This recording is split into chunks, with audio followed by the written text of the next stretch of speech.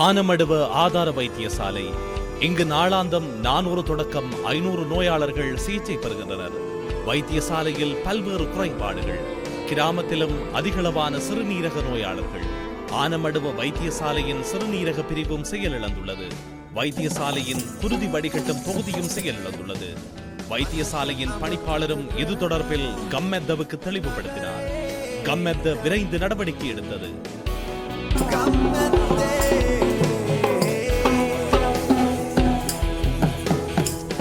குருதி வடிகட்டும் தொகுதியை புதுப்பிப்பதற்கும் வைத்தியசாலைக்கு தேவையான மருத்துவ உபகரணங்களை பெற்றுக் கொடுப்பதற்கும் மருத்துவத்தர கழிவுநீர் சுத்திகரிப்பு கட்டடத்துக்கும் அடிக்கல் நாட்டுவதற்கு கம்மெத்த நடவடிக்கை எடுத்தது.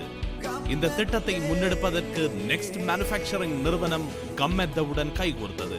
இதன் பின்னர் ஆனமடுவ வைத்தியசாலைக்கு வருகை தரும் சிறுநீரக நோயாளர்களுக்கு வேறு வைத்தியசாலைகளுக்கு செல்ல வேண்டிய அவசியமில்லை. விரைவில் இந்த திட்டத்தை முழுமைப்படுத்துவதற்கு கம்மெத்த தயார்.